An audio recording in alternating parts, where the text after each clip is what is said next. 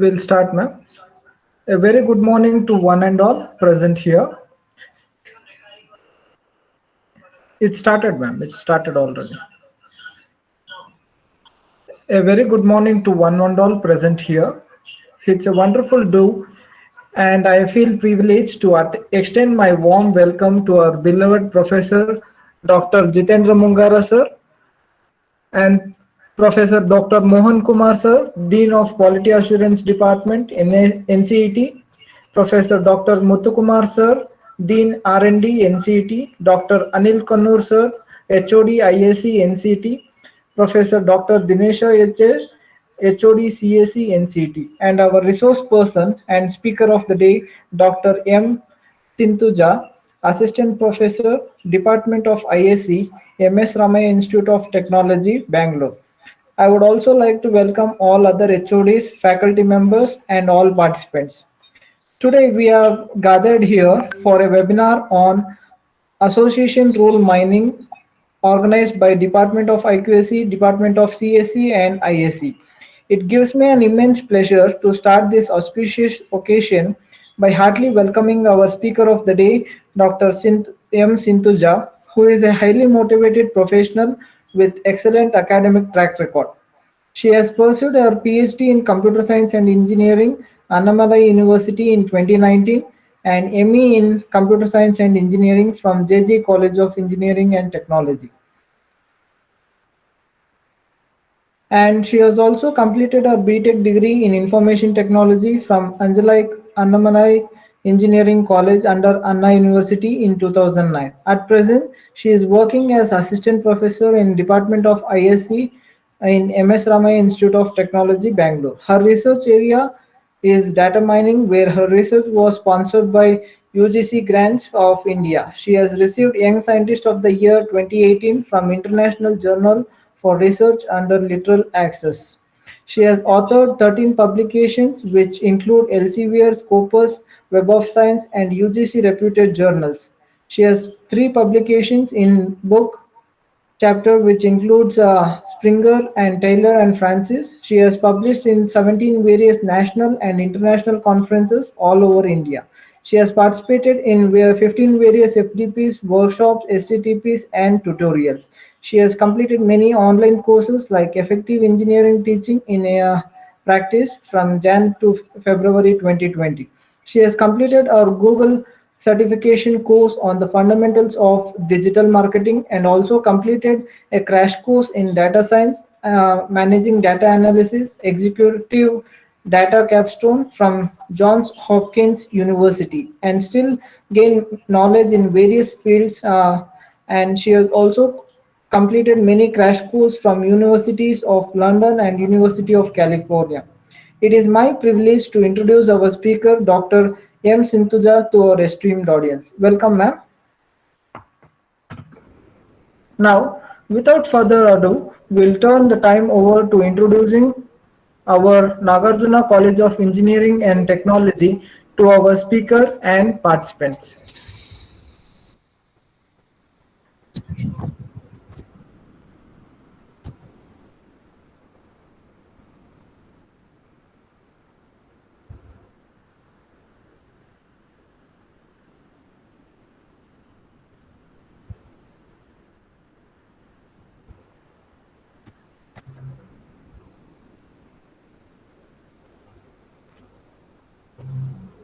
Give me a moment.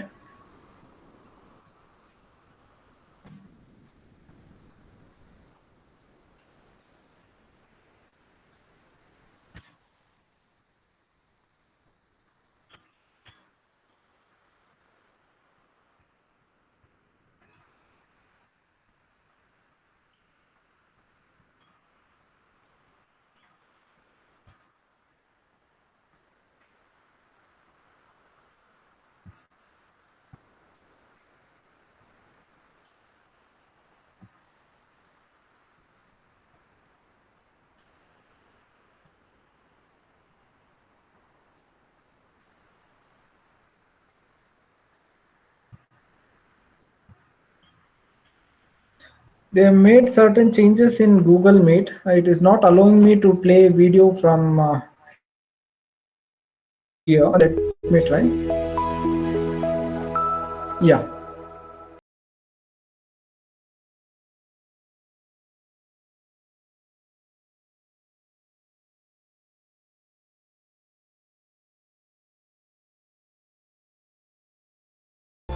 Founded in 1995 by Sri J.V. Rangaraju, Nagarjuna Group of Institutions has emerged as an epitome of educational excellence and has stood the test of time ever since.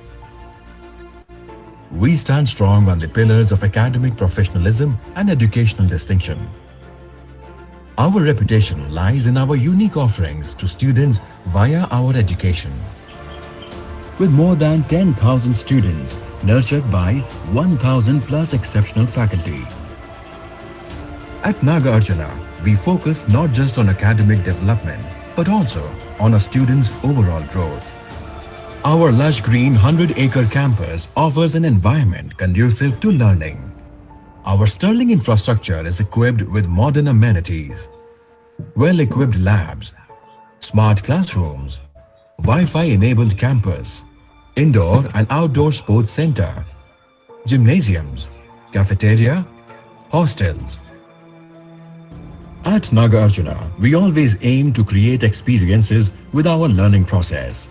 Many activities, events, seminars, workshops, and fests are organized on campus to enhance the overall development of the students. NCET is our college for engineering and technology. It was established in 2001 and it has been approved by AICTE with NBA accredited courses.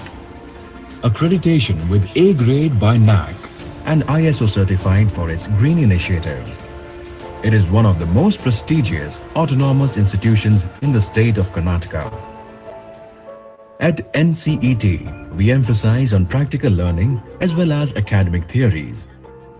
We follow a student-centered pedagogy and have a project-based learning system to make students future-ready. We are associated with reputed organizations that offer excellent employment and internship opportunities to our students. The international internship opportunity provided for the students helps them to widen their technological horizon. We are associated with some of the best technical universities in the world. Our highly disciplined placement training center prepares students right from the first year on various aspects of the interview.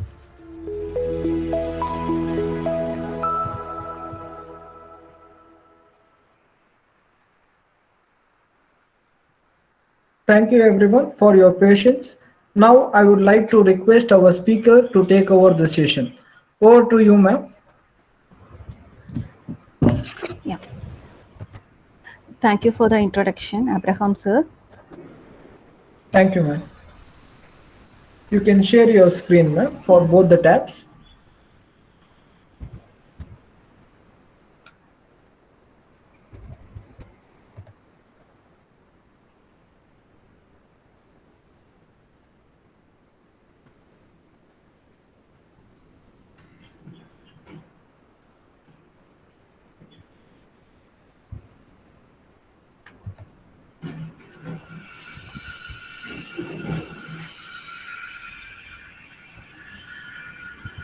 Yeah, ma'am. Now it is full screen and clearly visible. You can continue, ma'am. Yeah, thank you.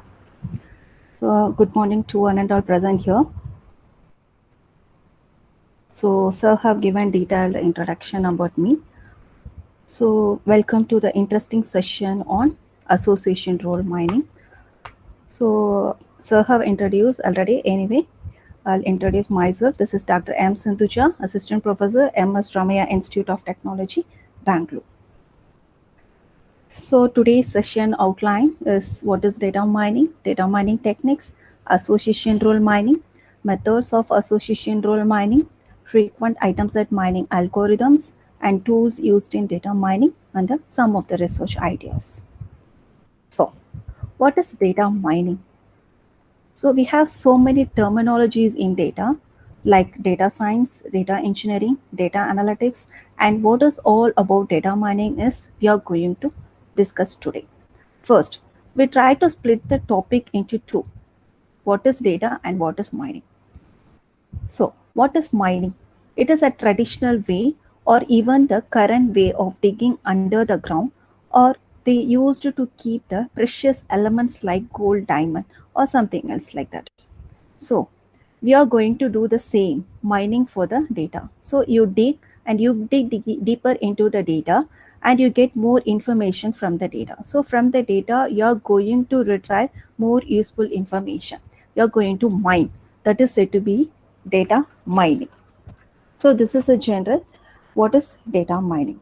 So let me explain with the example like I order something in e-commerce website like Flipkart or Amazon, and so that is the data which I am giving to them about the product. Say, so I am just ordering an product. So what Amazon and Flipkart they will do is they will collect the data and they will create all the possibility of my interest, and they will know many things on my product purchase, and they will come to know so many things from the data, what age group he belongs to, or what product that he bought, and what may be his interest in future.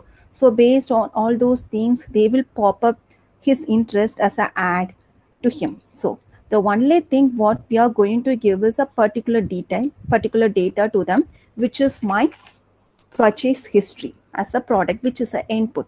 But what they are doing is they are driving all many so many data from my data, and they are using it for their business enhancement. So for what we have learned is something the data, and after getting the data, what you are getting in return is knowledge, right? So you learn data and you get knowledge, right? So that is what you get the data. You create patterns on it and you generate new data and use it for your business enhancements. So this is the general definition of data mining. That is, data is the input and knowledge is the output. Knowledge in the sense the different patterns of data, which is the output. So here in data mining, whatever techniques you are going to use, then you have to undergo 7 steps of KDD. So KDD is nothing but knowledge discovery in database. So we will see what are the 8 steps. So the first step is data cleaning. It is nothing but when the database is given, so from the database you will have some missed values or inappropriate data. So you will be removing all those data. That is said to be the data cleaning. And next one is data integration. So it associates numerous data into individual data stores. And next is data selection. So in this step, we retrieve only those data which we think that is related to data mining. So the related data mining data only will be grouped here, retrieved. And data transformation. The data is not ready for mining even after cleaning. Then what we have to do? We have to remodel into various forms of mining by using aggregation and summarization. And next one is data mining. So this is the place where we are going to apply our technique. In data mining, we have many techniques. So whatever technique we are going to choose, we are going to apply that into this place, that is data mining. And next one is pattern evaluation. So this steps includes visualization, transformation of patterns that are generated. So you will visualize the data. And finally, the knowledge is given to the user. These are the 7 steps which is important in data mining. So whatever concept you're taking, you have to undergo these 7 steps. So here, some of the data mining techniques are given here. Some I have listed here, like classification, clustering, sequential pattern discovery, prediction, and association rule discovery. That is association rule mining. We can tell it as sequential pattern mining. Here, what is classification? So, classification is based on you are going to classify the data. So in classification, we have many algorithms. And clustering is the group, we will group the data which is related to one another. That is to be the clustering. So association rule mining is the concept we are going to discuss today. And the next one is sequential pattern discovery. It is nothing but it will statistically relevant patterns in sequential data. And prediction is you will predict the data, that is the future, how it is going to be useful in the future. All those things will be done in prediction. So today's session, we are going to see association rule mining. So what is association? Association means in the sense like interrelationship among the set of items that is present in the transaction database. So from the transaction database, the relationship between the each and every item, you are going to find out. That is said to be the association rule mining. So simply, if I have to define association rule mining in two steps, means frequent item set generation and rule generation. And the application that uses association rule mining is basket data analysis, cross marketing, catalog design, loss leader analysis, clustering, classification, and many applications are available. Here, the goal of association rule mining is to generate a rule that should satisfy the minimum support threshold value. We will see what are the minimum support threshold values and how we are going to calculate. So before that, let me explain what is association rule mining with one example. So for example, you take a market basket analysis, that is a departmental store. So when I go to the departmental store, I'm purchasing some products like bread and butter. So I'm buying those products. So obviously the seller will maintain a database. So he will keenly note what are the transactions are happening, and he will identify which product is moving frequently. So he will identify this milk and butter is moving frequently in his departmental store. So previously what they have done is they have kept in different places. So once they analyze the database and they have found that milk and butter or the combos they are purchasing frequently, means then they will arrange the bread and butter into same rack, which will improve the marketing strategy. That is, the selling of the product rate will get increased. So that rule is said to be the association rule mining, that the combination of the product. So that is said to be the rule. So that is said to be the association rule mining. So here, how many of us have visited retail shops such as Walmart or Target for our household needs? Well, let's say that you are planning to buy an iPhone from the Target. What we typically do is we will search for the model by visiting the mobile section of the store, and then we will select the product and we'll head toward the billing counter. But in today's world, the goal of the organization is to increase the revenue. Can this be done by just picking only one product at a time to customer? Obviously, the answer we know, it is not possible. By picking only one product, it cannot improve. So obviously the answer is no, hence the organization. So thus the organization begins mining data related to frequently bought items. So thus they are going to data mining, and they are mining the data which items are bought frequently. So here, what is market basket analysis? Market basket analysis is one of the key techniques used by large retailers to uncover association between items. For example, here, the customer who purchased bread have also purchased 60% of likelihood to purchase jam. So here, the customer who purchased laptop are more likely to purchase laptop bags, as well as they try to find out association between different items. So items and products that can be sold together, which gives assisting in the right product placement. Typically, it figures out what products are being brought together.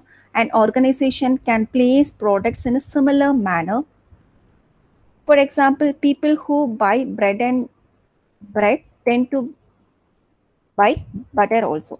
So when we are keeping it as a combo, if we give some other offer with this, like those who are buying butter and bread, there is one offer of giving egg, then obviously your marketing strategy will get increased. So the customer will be encouraged to spend more and buy the egg, and this is what's said to be the market basket analysis. So this is what we are going to discuss in this session, which is said to be the association rule mining, and some of the algorithms also we are going to discuss today. So here, what is association rule mining? So we have seen it is a rule generation. Association means it is an interrelationship among the set of items that is present in a transaction database. So here we have come up with a rule. Suppose if an item A is being bought by the customer, then the chances of item being picked by the customer under the same transaction ID is found out.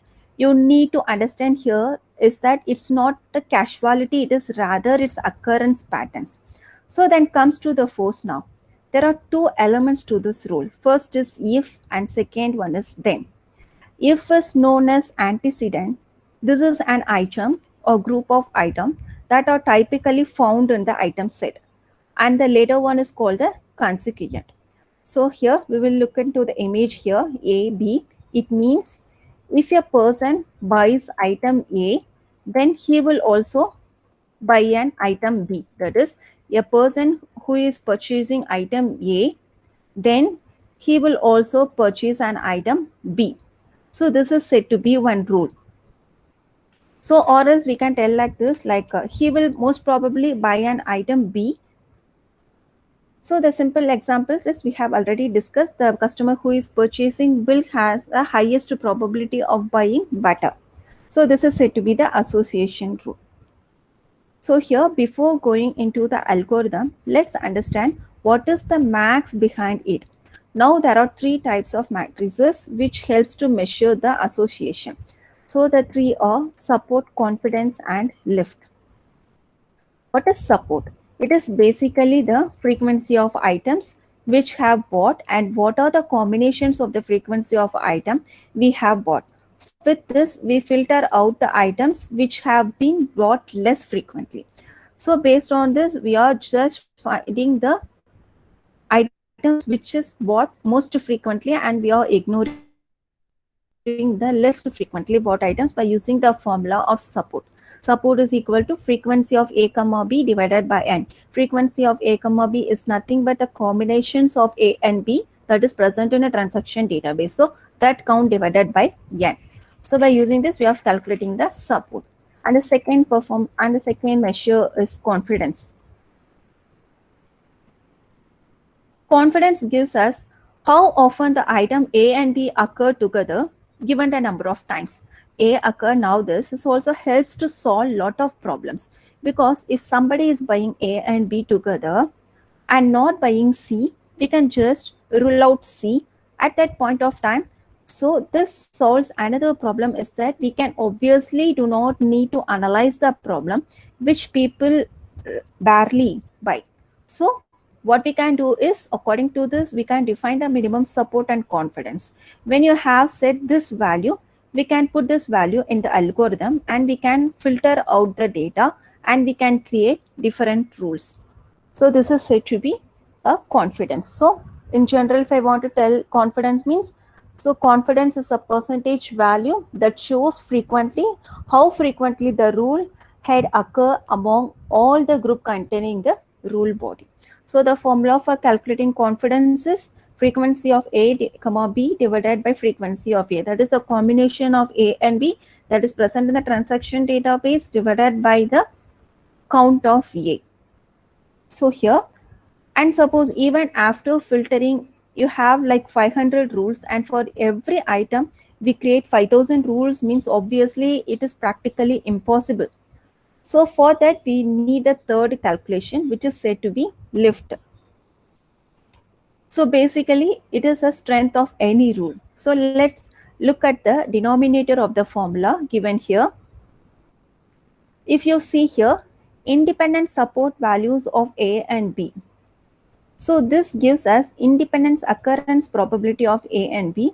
Obviously, this is lot of difference between, there is lot of difference between this random occurrence at association. And if the denominator of the lift is more, what it means is that the occurrence of the randomness is more rather than the occurrence because of association. So lift is a final word where we know whether we have to spend time on this or not. So lift, when you have many rules and it is impossible to calculate practically, means then we are going for the lift concept. So to calculate lift, the formula is support divided by support of A into support of B. So support of A is first A items count and B items count, and the numerator is the support value. So these are the three important measures that is used in association rule mining.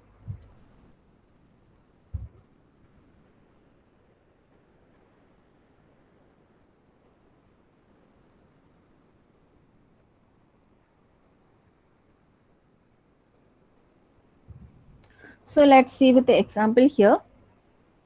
These are the transactions that have happened in a market basket analysis. So the first customer is purchasing ABC, and the second customer is purchasing ACD, and the third customer is purchasing BCD, and fourth customer is purchasing ADE and BCE as a fifth customer. So each ABC represents some items. So here all those items are given as a transactions here, T1, T2, T3, T4, T5. In first transaction, the customer have purchased ABC.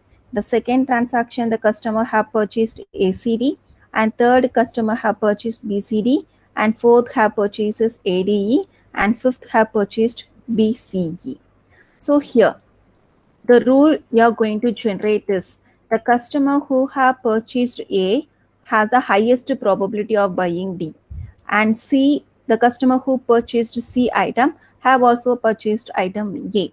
And the third rule is the customer who purchased item A have also purchased item C.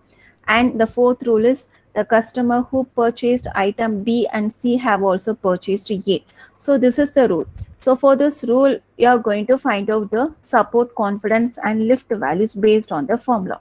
So if we see A and D, the support of A and D is 2 and total number of transaction is 5. So this is the support value. Likewise, the confidence and lift values. So we will be calculating support and confidence and lift based on the rule. So here, these are the methods of association rule mining. So in association rule mining, we are having different methods.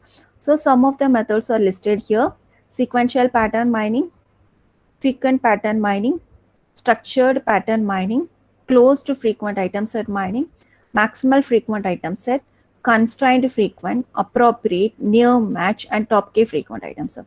So in this one, what we are going to discuss in today's session is frequent item set mining.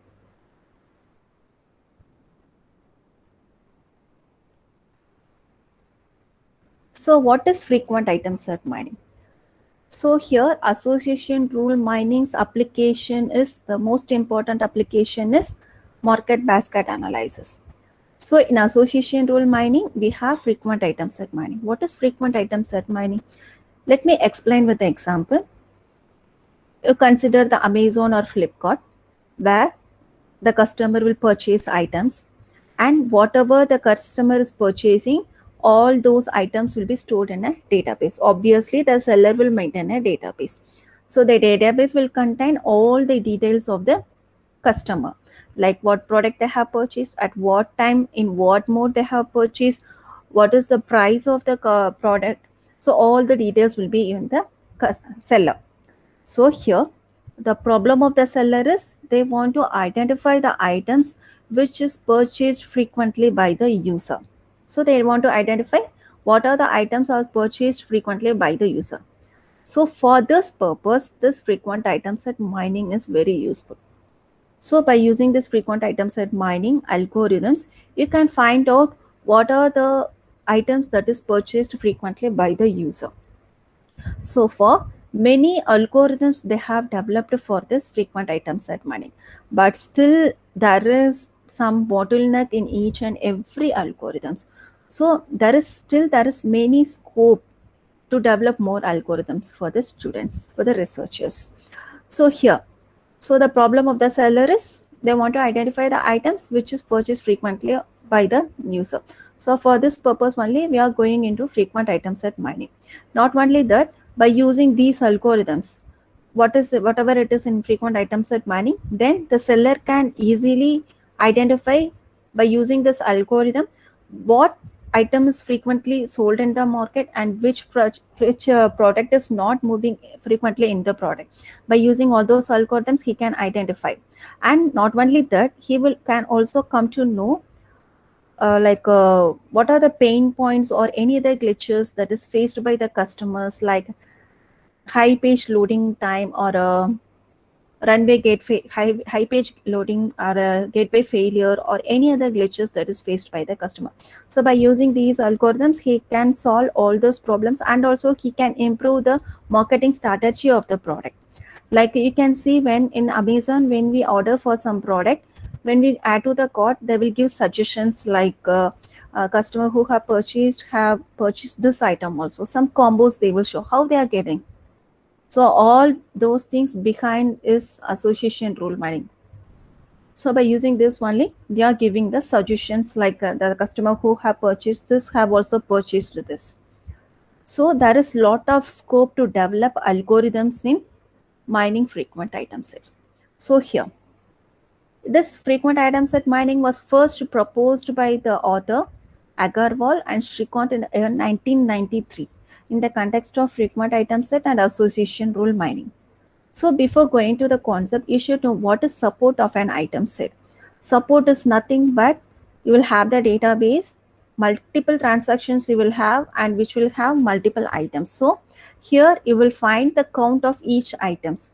If it is some milk, how many milks were purchased in the database. So that is said to be the count, that is the support, how many times the milk is purchased. And large item sets, that is frequent item sets. It is nothing but based on the minimum support, how much frequent item sets are discovered, that is said to be the frequent item sets. So here some of the algorithms is listed here. So when you, as we are starting what is association rule mining, you should know what are the basic algorithms available in frequent item set mining. So here it is given a priori algorithm, FP growth algorithm, and LP growth algorithm. Here the classic algorithm of frequent item set mining is a priori and FP growth algorithm. These two are the base classic algorithm. And LP growth is the advanced algorithm which is emerging now. So by using this LP growth algorithm, you can do multiple research projects. So we will see what is a priori algorithm. First, we will move from the basic. So a priori algorithm uses frequent item set to generate association rule. So it is based on the concept that the subset of frequent item set must also be the frequent item set. So in a priori algorithm, we are going to generate the frequent item set and we are going to generate the rule. So in the frequent item set, whatever subset is present in that frequent item set, that is also said to be the frequent item set. So we will see with the example. We are keeping on telling what is frequent item set, what is frequent item set. What is frequent item set? It is an item set whose support value is greater than the threshold value. So if you want to identify the frequent item set, how you will get the frequent, how you tell it is a frequent item set? So you have to fix one value that is said to be minimum support threshold. So based on that, if you fix the minimum support as 1000, so the items which is purchased more than 1000 times will be discovered. That is said to be the frequent item set. So the frequent item set is which satisfies the condition of minimum support threshold value. That is said to be the frequent item set. So let's see with the example here. So the transaction database is given here. So the transaction ID and items are given. Transaction ID is 100. So the customer who is in transaction ID 100 have purchased the items FCAD, just for understanding purpose I have given the letters. FCAD may be any items, like F may be mobile phone, C may be charger or anything. So the second 200 transaction ID is FCAGE and 300 is the transaction have purchased these items, and the 400 transaction ID they have purchased FBG items, and 500 is CNB. First step is you have to scan the database to get candidate patterns. First, what is candidate patterns? We are going to generate candidate patterns from the database. That is, we are going to extract each and every item with their support values. So how many items are present here? A is there, B is there, C is there, D, E, F, G, H is there. So I'm going to list out all the items here. And what is the support? Support means number of occurrence of each and every item in the database. So the occurrence of A item in the database is how many times? 1, 2, 3. So the count of item A is 3. So what is the count of B here? 1, 2, 3. So the count of B is 3. So what is the count of C? 1, 2, 3, 4. So the count of C is 4. So likewise, we have to extract each and every pattern. So this is said to be the candidate pattern C1. So the next step, in a priori algorithm, we will be using pruning method as well as join method. So what is pruning method C? Pruning method is, here we have given the minimum support is greater than or equal to 2. So the items which is greater than or equal to 2 will be taken for the next step. So others will get pruned.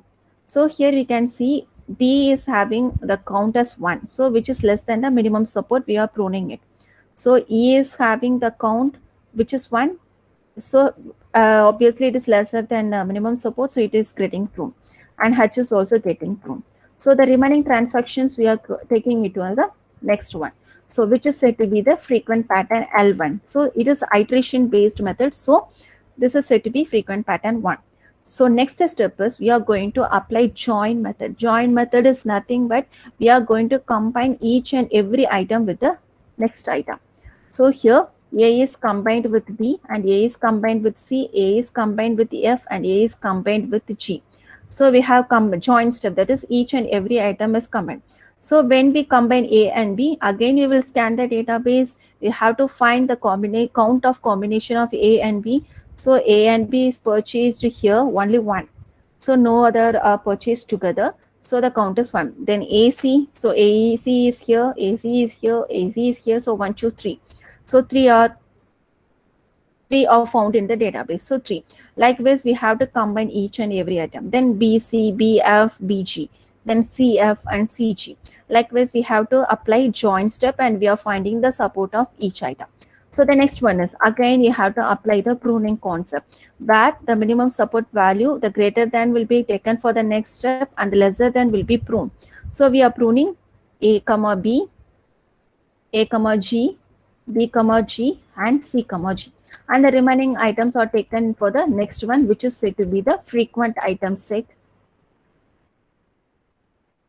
So we have taken the remaining items here, which is said to be the frequent items. Now, what again we are going to do is, again we are going to apply the join step. Join step is we are going to combine each combination with the next combination. So AC with AF, AC with BC, AC with BF, AC with CF and AC with FG. So if we combine each and everything, then you will get a set of items like this. So first one is AC with AF. So here is common. So A we have taken and C and F. So C and F. So again you will scan the database and you will find the count of ACF combination. So ACF is in 100 it is there, 200 transaction is there, and here 300 also it is there. So the count is 3. The next one is ABC. So AC is compared with BC. So C is common and ABC. So ABC you have calculated. Now you have to again scan the database and you have to find the support values. Likewise, you have to calculate for each and every combinations. So finally, you will get the item plus support. So here again, you have to do a pruning method. So the pruning method is based on the minimum support value. So the minimum support should be greater than or equal to 2. So here all those items are less than 2. So we are pruning all those items. And finally, we have only one item set, that is ACF with count 3. So here, this is said to be the frequent pattern. So ACF is the frequent pattern. And what is the rule? The rule is, we have seen from the frequent item set, each subset is also said to be the frequent item set. So the customer who purchased A have also purchased C. That is one rule. And customer who purchased C have also purchased F, or the customer who purchased CF have also purchased A. So these are the rules that can be generated from this a priori algorithm. So this is a classic algorithm of frequent item set mining. So likewise, we are generating the frequent patterns. So even it is a classic algorithm, here this algorithm is having some disadvantages. Like for each and everything, we are scanning the database. For each iterations, we want to scan the database, we have to find the count. So the time consumption and the memory consumption is more. And here we are generating candidate patterns for each and everything. So C1 is created, C2, C3. So candidate patterns are generated each and every iteration. So that is also one disadvantages. And rescanning is done. So that is one disadvantages. And when it is a huge transaction database, it is not that much efficient, and it is not and often used in real life applications also. So these are the disadvantages that happens in a priori algorithm. So to overcome this a priori algorithms limitations, so many algorithms they have developed. So eaglet algorithm is there, FP growth is there, FP max, FP close, numerous algorithms are there. So here, for now, I'm going to show another one algorithm. So to overcome all those limitations, we are going to the next algorithm that is said to be mining frequent patterns.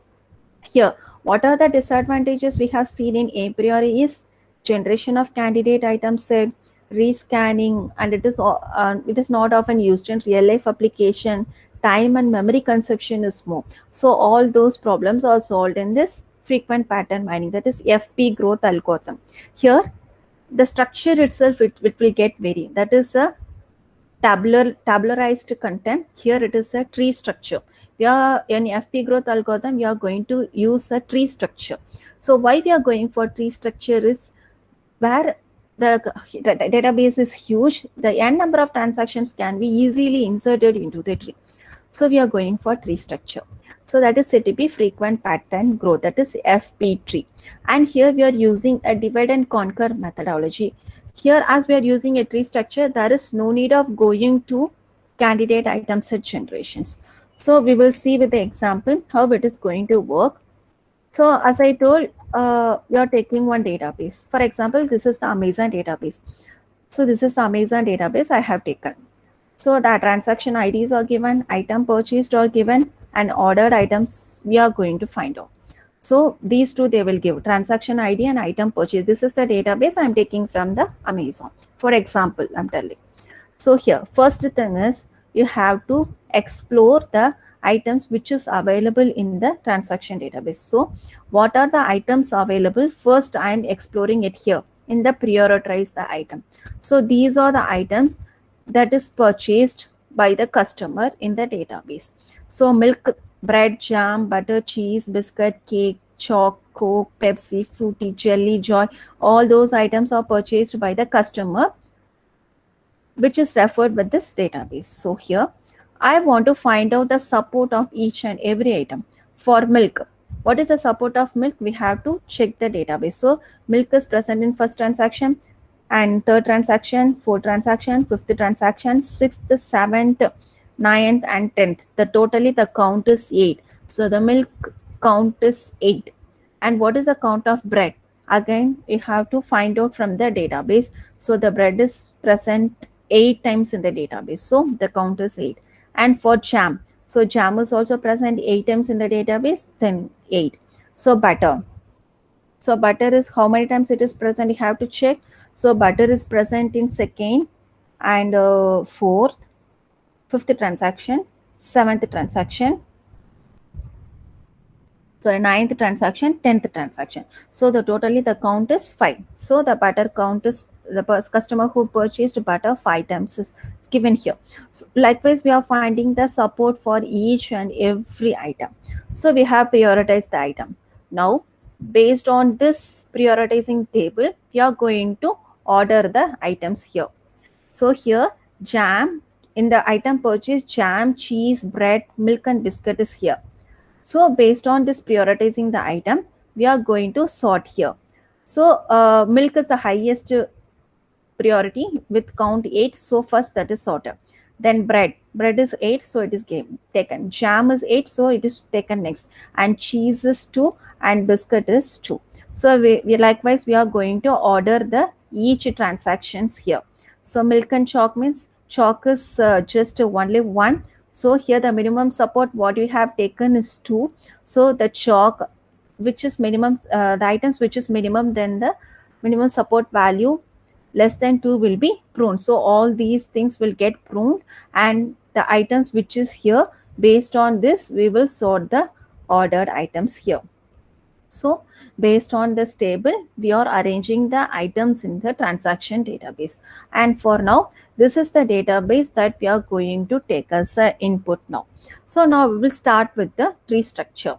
First, initially, when we start a tree, it should start with a null node. So it is started with a null node here. So this is the database what we have sorted now. And usually the FP tree construction have header list and a tree. So this is said to be the header list. So this is said to be the header list which contains item, support and node link. Item is what are the items? Item means what are the items that is available after pruning. So this is our items that is available and what is the support of the items we have listed here. So we will start the insertion or construction of tree. Initially the tree starts with null node. So the first transaction contains milk, bread, jam, cheese and biscuit. So the customer first transaction we are going to insert into the tree. So from the root node we are creating a new node for milk and the count is 1. Obviously the count is 1. This is the first transaction. And bread, jam, cheese and biscuit you have created.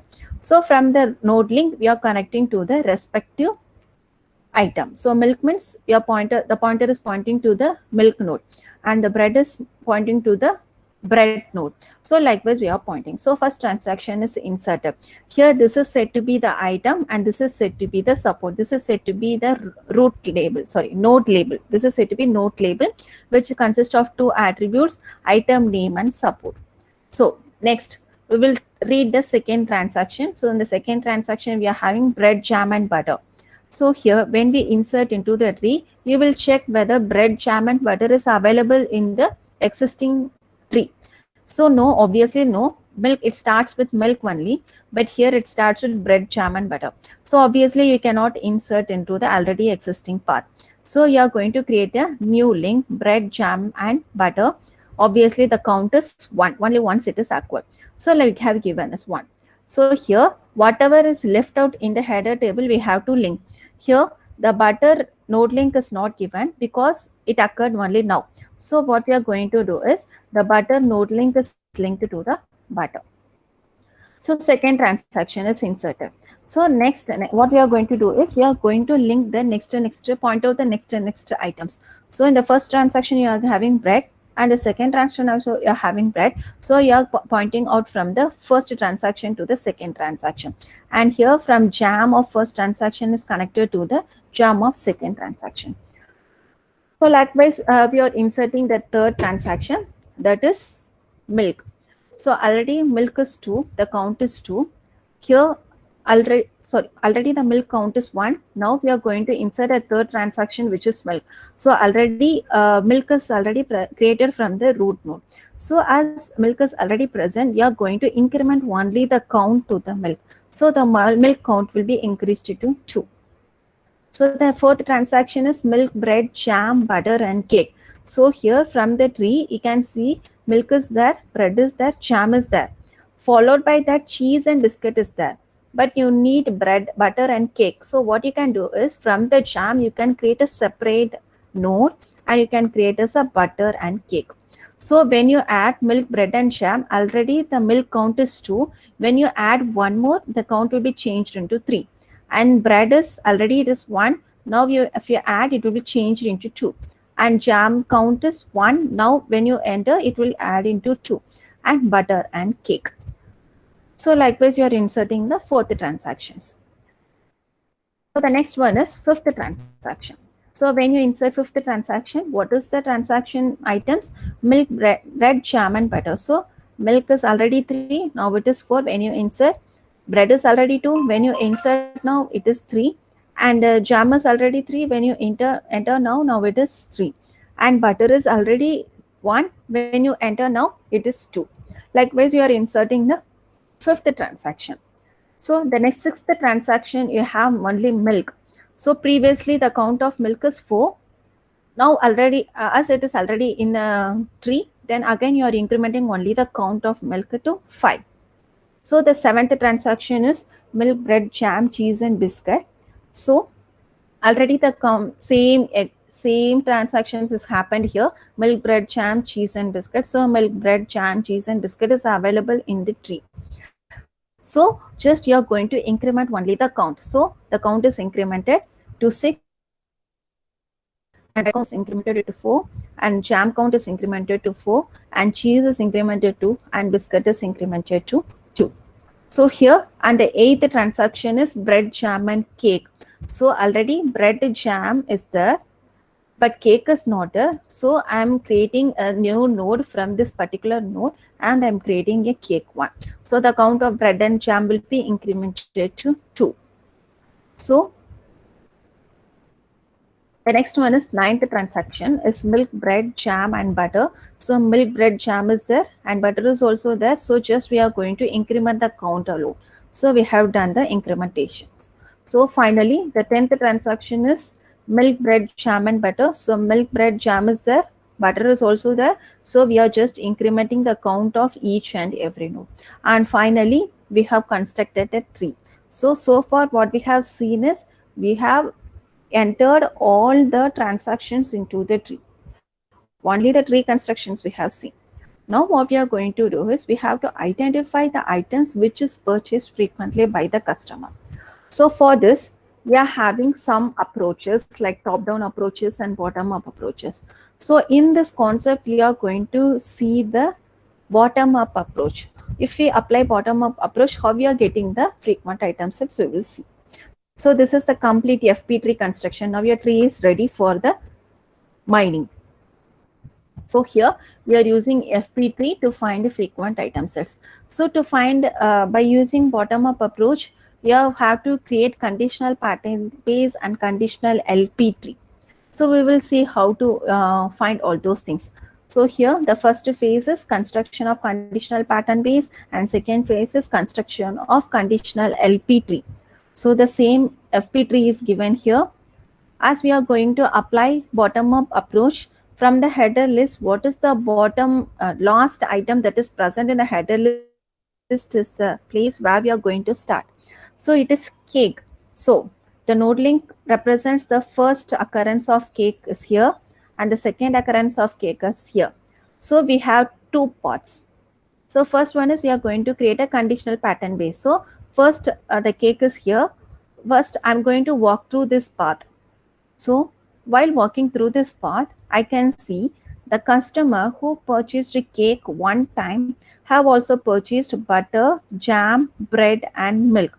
So the possibility is the customer who purchased cake one time have also purchased butter, jam, bread and milk.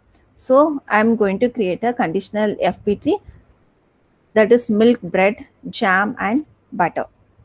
Then the second path, by walking through the path of second, you can see bread and jam is there. So here the cake count is 1. So the customer who purchased cake have also purchased jam and bread one time. So jam and bread one time it is given here. So the conditional FP tree is created here. Now you have to find out the frequent items. That is what is the frequent items purchased in this. So you can see milk, bread, jam, butter as 1 and bread and jam as 1. So what we can do, bread is, we can merge this. Bread is 1 count, here bread is 1 count and jam is 1 count and jam is 1 count. So 1 plus 1, 2. So bread 2, jam 2 for the cake. So bread, jam and cake are the things that they have bought frequently from the database. So this is one thing. So here only for cake we have seen. So for the next item we have to see.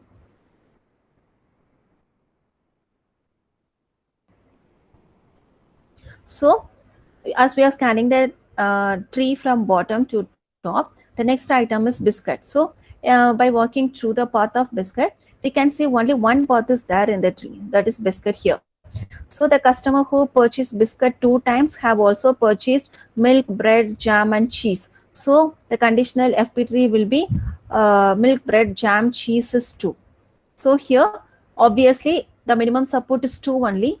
So all those are said to be frequent items. So milk, bread, jam, cheese and biscuit with count 2 is said to be the frequent items. Here we have to check with the minimum support threshold value. Suppose if here the cheese count is 1, you cannot take cheese as a frequent item, sir, because cheese count is 1 and your minimum support is 2, you cannot tell it as a frequent item set.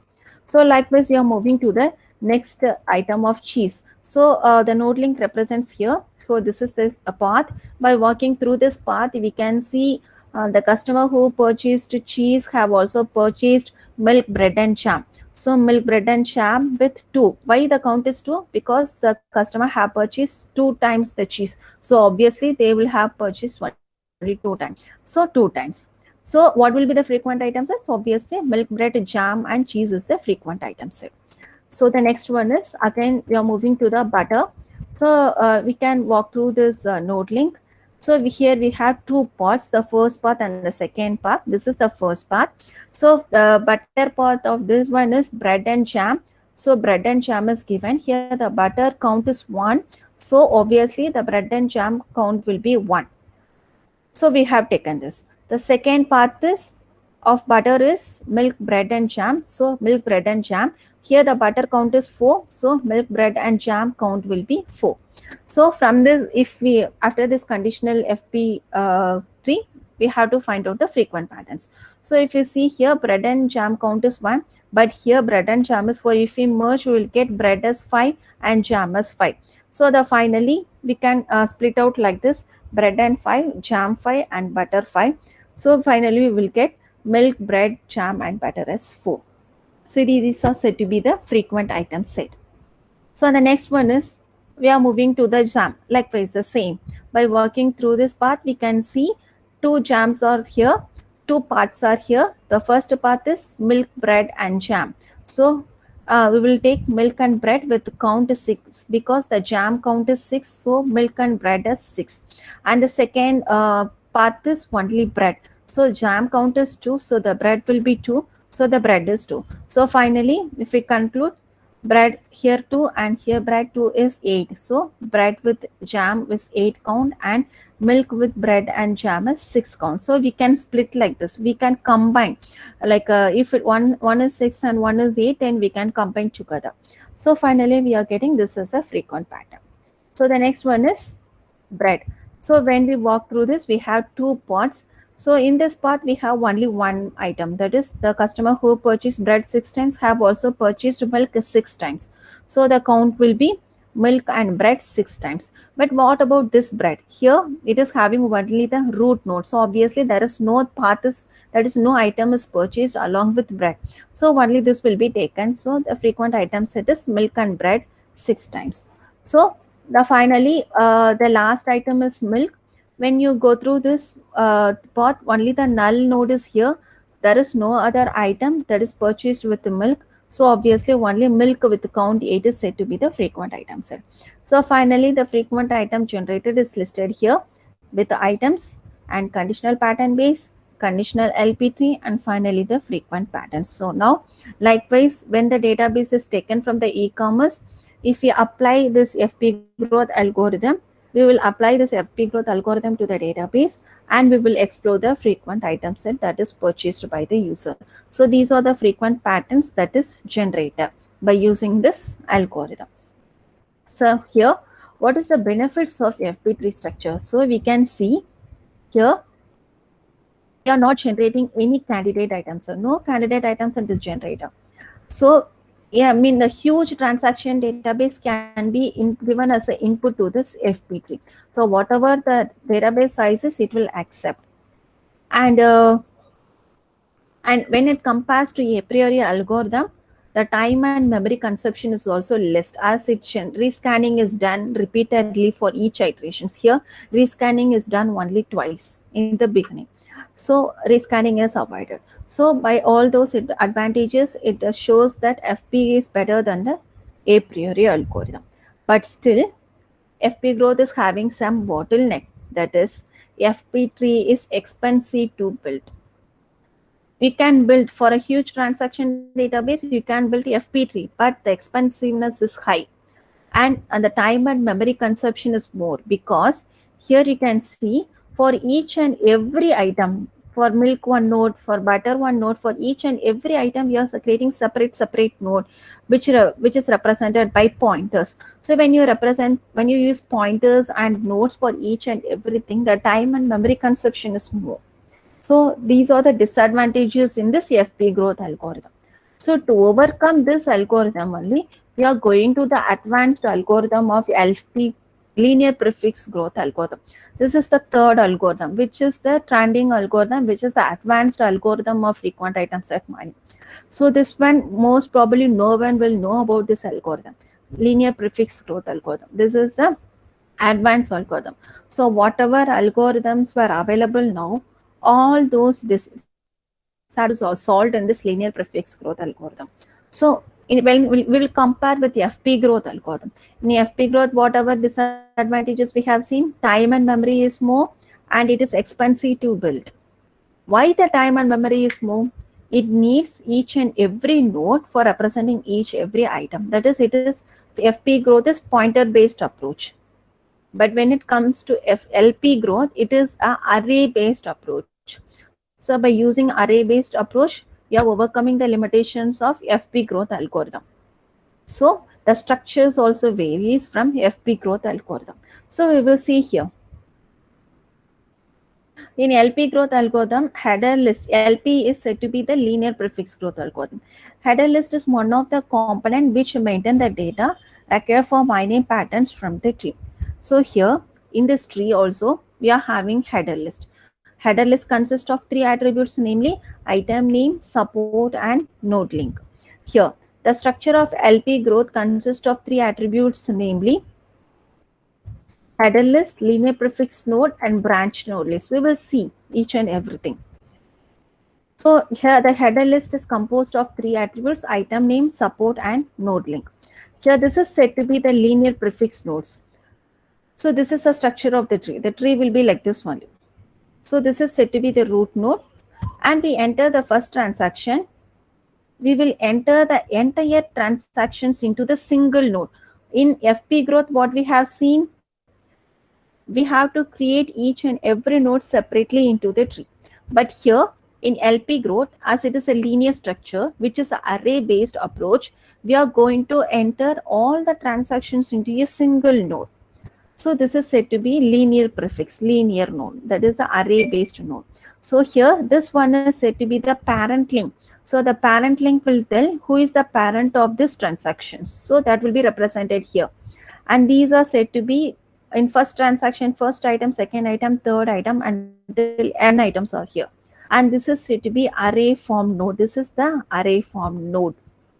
Right here, I1 represents the item, and S represents support, and L represent node link, and F represent flag value. So I is item, S is support, how many times that particular item is occurred in the database, and L is the node link of the particular node, and flag is if there is any branches, then it will say it as a true or false. So this is one first transaction is inserted. Now, if you want to insert a second transaction, if the first transaction is containing first two items, then what we can do is we can increment the count of that first two item in the first transaction, and from that node you can create the separate node here. So these are said to be multiple internal nodes, which is an array form node. So here when you create a node from this particular item, then that particular node will become a parent of all those internal nodes. So that is given as parent link. Now for I3, the parent of I3 is I2. So this particular location will be given here. So this is the structure of linear prefix nodes, that is LPNs. Then next one is structure of branch node list, which is said to be BNL. So here this is said to be branch node header, and this is said to be the child node header. So branch node header will, it is nothing but the parent node, and child node is nothing but the child node of the particular parent node. So here C of 1 comma 1 is in which transaction, in which item the particular child node is present. That is what representing C of 1 comma 1. So pointer of child node. We will see with the example. So here the constructions of LP tree is given here.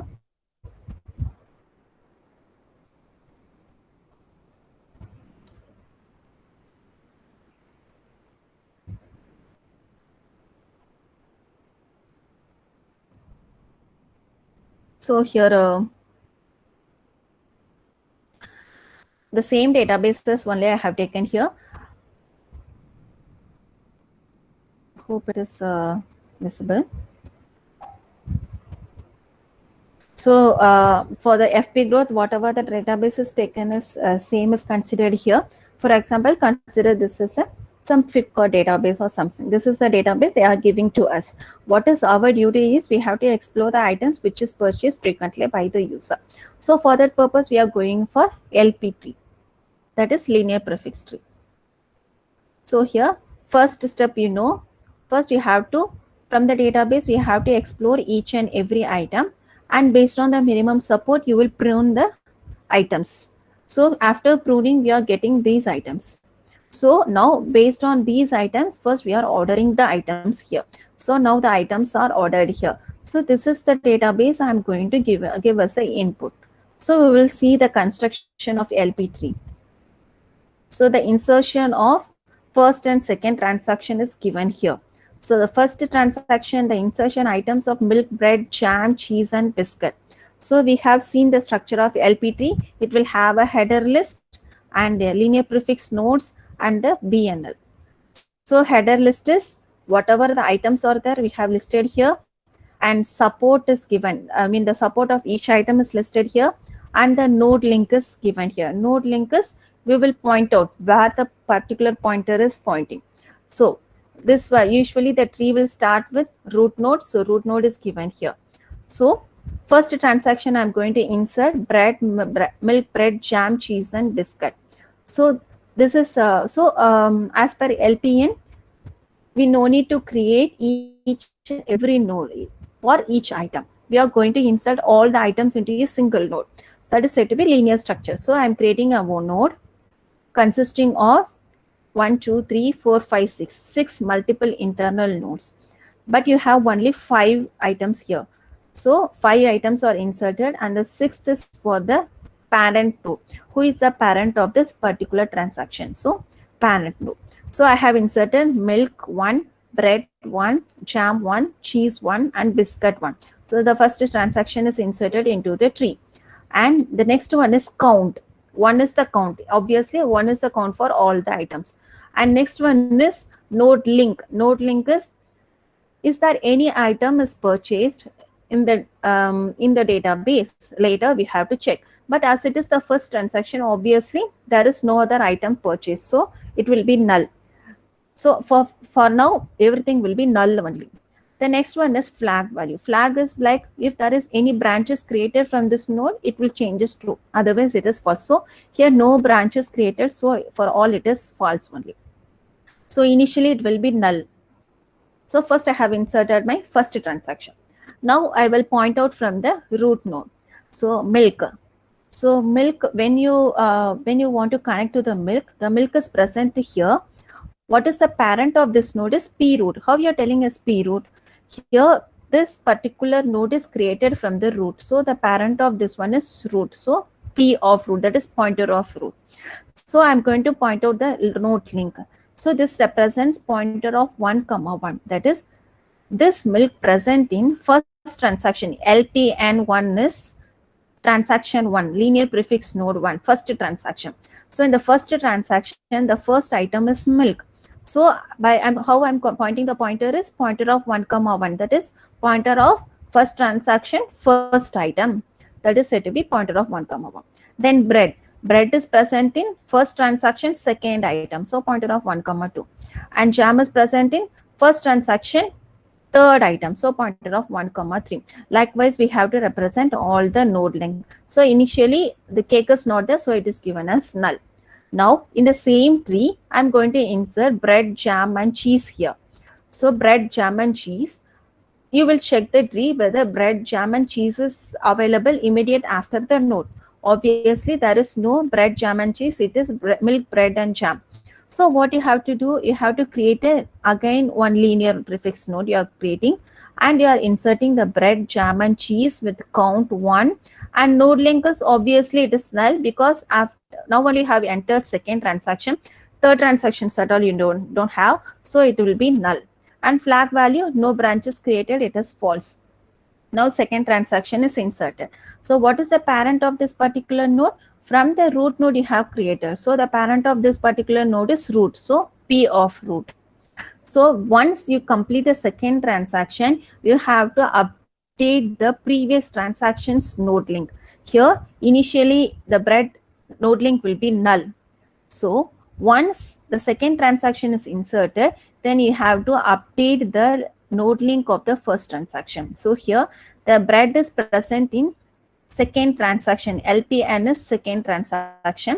In second transaction, first item is bread. So it will be pointer of 2, 1. That is pointer of second transaction. First item, the bread is present. So pointer of 2, 1. So when customer wants to check the count of bread, so from the node link, it will go to the first transaction will, and it will check whether node link is present. Yes, node link is present with the pointer of 2, 1. So transaction 2 with count with the first item. So it will go to the second transaction and it will find out that bread is present in second transaction first item. So likewise for jam also we have to update in the previous thing. So jam is present in second transaction second item, so pointer of 2, 2. So likewise we have to insert the transactions, and here BNL is said to be the branch node list. The purpose of branch node list to easy access of the items. So what is the parent node we have created here? P root. For this also the parent node is P root. So P root is created. What is the immediate child of this parent node? Is milk. So immediate child is milk. So what is its pointer? Pointer of first transaction, first item. So pointer of first transaction, first item is inserted here. And what is the second P root? What is this parent immediate item is bread. So for this, what is the pointer? Pointer of second transaction, first item. So pointer of second transaction, first item. So likewise, we have to create a tree. So first 2 transactions are inserted. So for the second, then for the third and fourth transactions, we have to insert.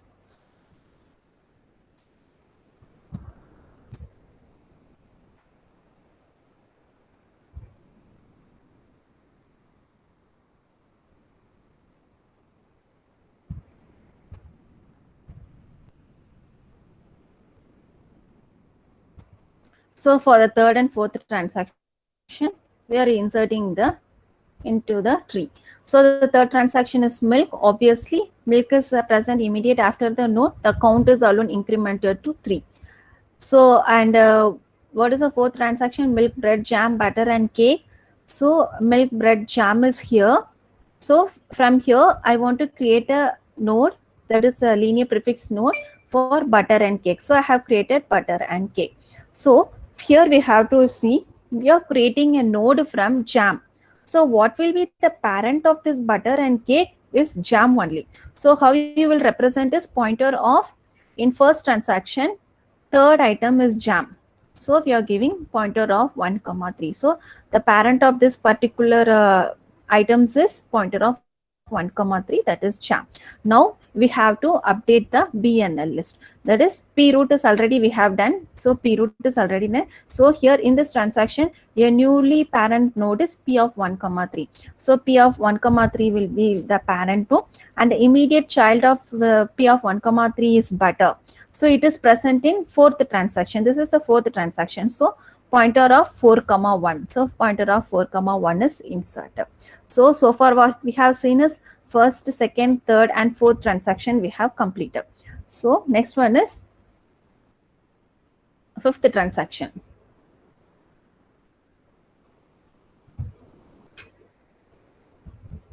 Likewise, we have to insert each and every transactions into the tree.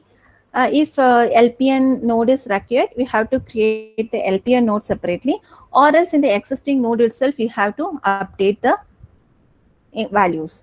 So here 5th, 6th, and 7th transactions are done. So this is the 5th transaction, milk, bread, jam, and butter. So milk, bread, jam is already there, and butter is also already there. So butter already the count is 1. Now it is incremented to 2. So the next one is milk. So again, previously it was 5, and now it is 6. You have incremented. Then milk, bread, jam, cheese, and biscuit. So milk, bread, jam, cheese, and biscuit. So again we are incrementing the values. So finally you will get milk 6, bread 4, jam 4, cheese 2, and biscuit 2. So when you update the count into the tree, we should be very sharp. You will make mistakes in adding the count to the items. So finally the structure will be like this. Here any other new parent we have created? No the new parent is created. So only p root and this p1 comma 3 is here. But how you are getting this much child nodes? Because when you enter each and every transactions, that transaction will belong to this p root child. So that particular child node is also inserted here. For example, I'm telling third transaction is inserted in this node only. So when you enter third transaction into this node, this becomes the child of p root. So we are entering that child pointer here. And sixth is also inserted here, and seventh is also inserted here, seventh transaction. So obviously the sixth and seventh child is also belongs to this p root. So likewise we have to update. So here pointer of 1 comma 3 is the parent. Here fifth transaction is also inserted here. So obviously this fifth transaction is also belongs to the child of pointer of 1 comma 3. So likewise we are creating each and every inserting each and every transaction. So finally we'll move to the 9th and 10th transaction.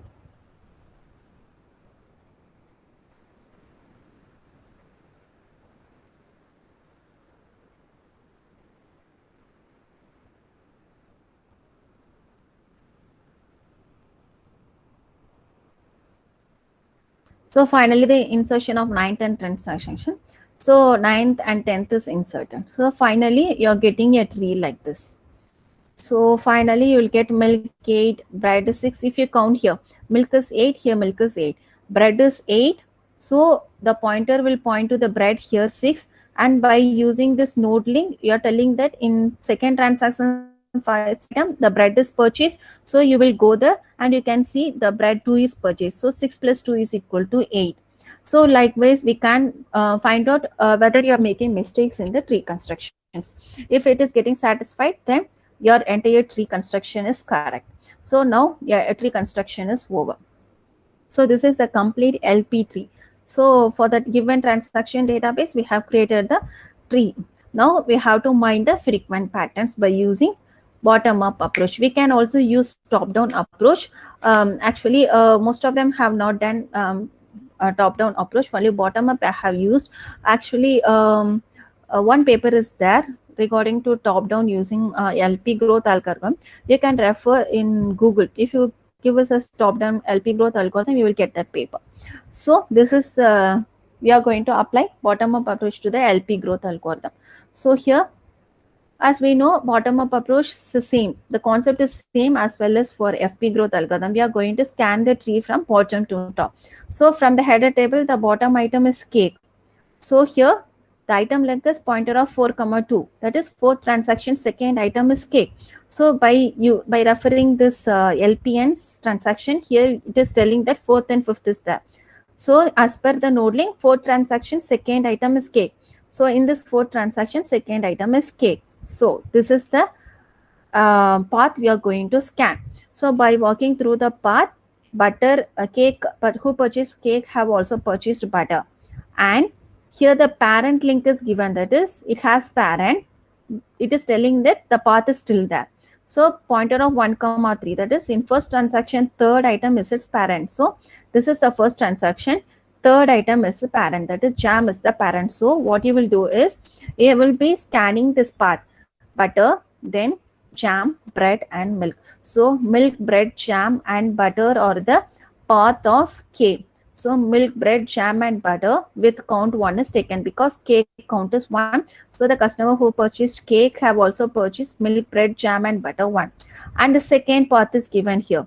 It is given pointer of 8,1. So 8th transaction, first item is cake. So here it has one parent, that is pointer of 2,2. That is second transaction, second item. So second transaction, second item is jam. So the path is bread, jam and cake. So bread, jam, and cake. So the cake count is 1. So you will take bread and jam as 1. So finally, the frequent item sets are bread, bread and cake. We can split like this.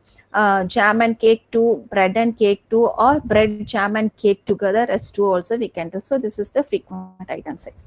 So here you can see this is next again you will move to the next item, biscuit.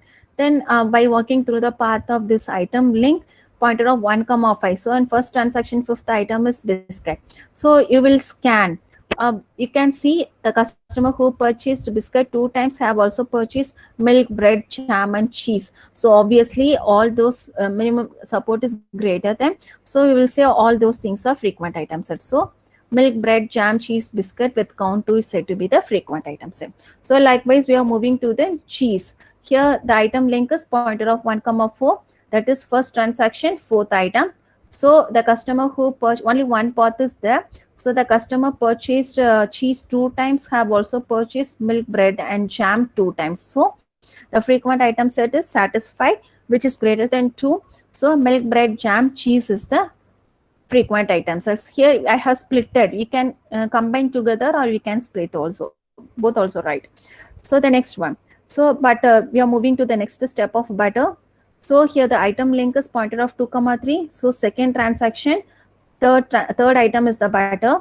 So the path is bread, jam, and butter. The butter count is 1. So bread and jam will be 1. So we will take bread and jam and 1. So what is the next path? So in this butter, we are having a node link that is pointer of 4 comma 1. It tells that in 4 transaction, first item also the customer have purchased butter. So it will come here, and here you can see butter is purchased and it has some parent. Parent means some path is there. So pointer of 1 comma 3. First transaction, third item is its parent. So first transaction, third item is its parent. So it will follow the path of butter. So milk, bread, and jam is there. With butter count is 4. So milk 4, bread 4, jam 4 will be taken. So, and we will combine this bread and jam along with this. So the frequent item sets are generated here. Jam and butter 5, bread and butter 5, and milk and butter 4. So for butter, the frequent item sets are these things. So likewise, we are calculating for jam and bread and milk.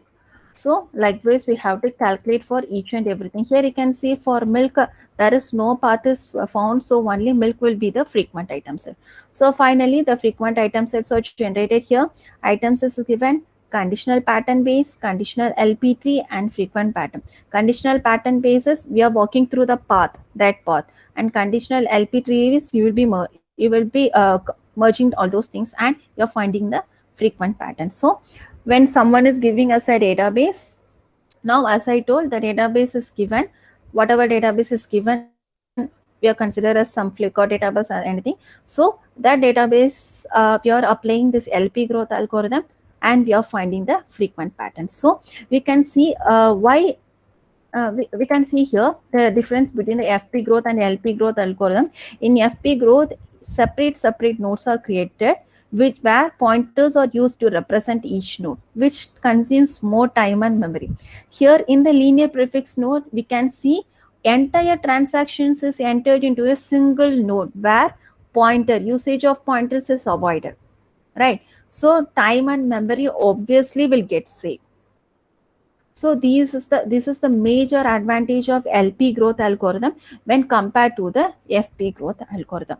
And when as we are using a linear structure like array based structure, n transactions can be, like 50,000, 60,000 or transactions can be inserted into the tree. But when it is FP tree, the tree will be huge where the system cannot manage. So this LP tree is better than the FP growth algorithm. So this is the advanced algorithm in frequent item set mining approach. So this is the latest algorithms. So likewise, you can also develop some algorithms. So based on these concepts, when you go for a research role, you can extend these algorithms by applying some novelty into it. You can put some additional concept into this, how you can reduce the time and memory, how in Amazon they are giving suggestions like this customer have purchased this item. So for those things, how fast we can give, or any other options we have, we can use to improve the strategy. So all those things we can think, and we can apply all those algorithms. And the tools used in data mining. So this is the general overall concepts of data mining, association rule mining concepts. So the tools used in data mining is, many tools are available. Like these are the free software tools like Vika or Python, Cortana. These are the free software tools that is available. Data mining with OR is familiar nowadays. And free softwares which have paid services also, KNI, ME, and Rapid Miner. And commercial software is SAS, Enterprise Miner, and SPSS Modeler. So this is developed by IBM. So these are the tools that is available for data mining. So here I will tell just only, we don't have time actually. Just I will tell with one tools. If we have any chances in future, then we will discuss about the tools used in data mining. So first I'll show one tool, that is VCAR tool. How to use this VCAR tool for association rule. Only for association rule mining I will show. So if you open this VCAR, you will get the GUI like this. You go to explore. So each and everything is doing some task. So now generally I will tell. So here you can see pre-processing, and these are, you can see classification, clustering, associations. So all the algorithms in classification, clustering, association rule will be inbuilt in this VCAR tool. So this is open file, that is database. If you want to select some database, then you can go to the open file. If you have already done here, loaded into this, means you can go here. So by default in VCAR tool they will have some data files. That is what I'm trying to show. So VCAR, if you go inside VCAR, you will get some databases. So these are the databases available.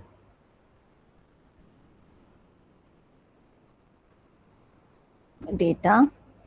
So these are some of the data files available. We can see all these with the extensions OR files. All these are OR files.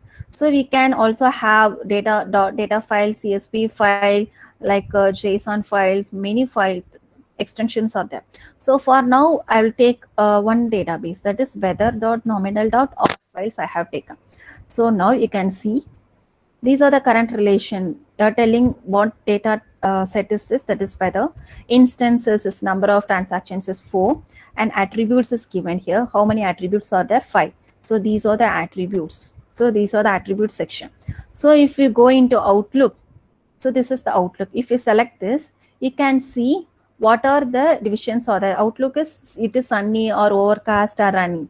So what is the count? How many times it is sunny or overcast or rainy? It is given. So if you go to temperature, you can see hot, mild, and cool. So all those counts are given, and it is humidity, high or normal, and the count is given.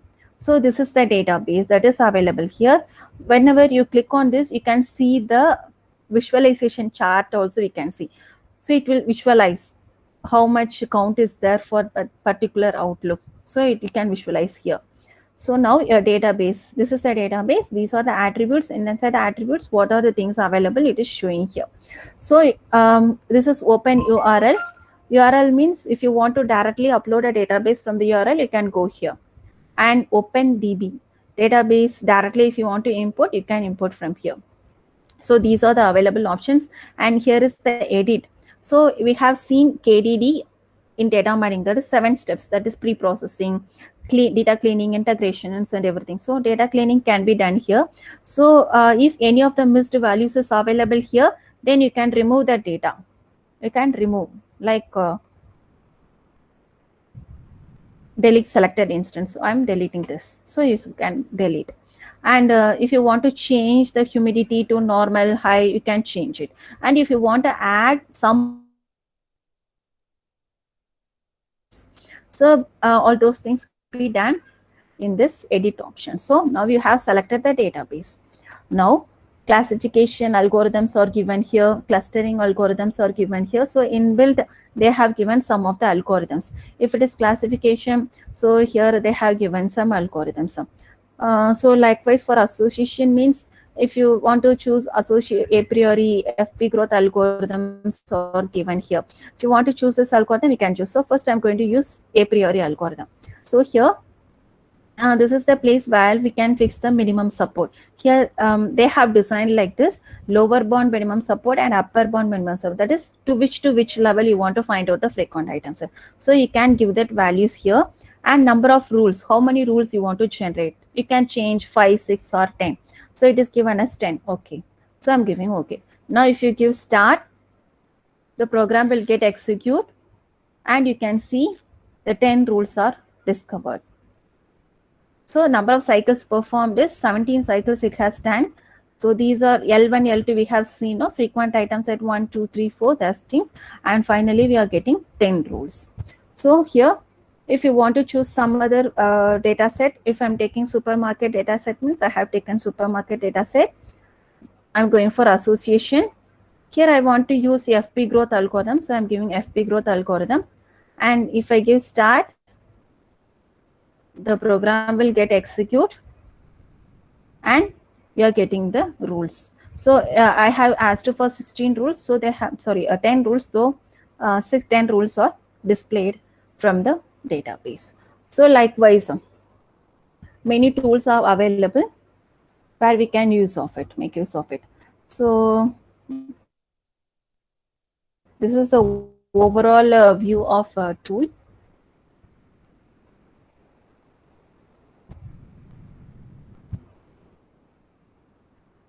So these are the tools available. So we can make use of it. So frequent items and many research ideas. Basically, what I will tell is, I will suggest the researchers or students is like develop an app. For frequent items at mining, the most important application is e-commerce only. So you can create a website or applications which includes all the techniques like what we have seen. Like we got to, they have given a priori and FP growth algorithm only, but a priori TID is the ECLET algorithm, is the LP growth algorithm is there. So you can incorporate all those algorithms into one app, which will be useful for the researchers or students of BTech and MTech students. So you can develop an app or like a or a website you can create. So when your app or a website is getting success, we can sell it also. So you can think in that perspective also. And this algorithms will be useful in education as well as medical science field also. It is very useful for predicting the diseases. And you can extend the algorithms what we have discussed today with clustering and classification, which is said to be a hybrid. So association rule with clustering you can combine, with the association rule with classification you can combine. So if you combine, we can produce some new algorithms for those e-commerce application problems. To address the issues, we can combine and we can present some algorithms. So these are the research ideas we can do by using frequent item set mining algorithms. So you can try creating some websites and applications for frequent item set mining algorithms. If you refer many, or the SPMF is there, if you go to SPMF website, you can see numerous algorithms. You can study many algorithms there. So if you have any chance, then we will discuss about each and every tools later. Thank you. I think I have had a good experience in association role mining. Thank you. Any queries? Participants, you can unmute and speak. You can talk to the moderator. Any queries are there? Any questions are there?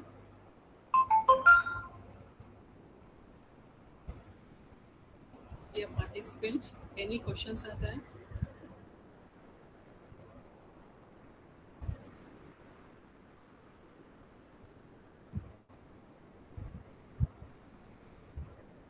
Ma'am, no one has raised any questions. Yeah. We can wind it up. Abraham, shall we wind?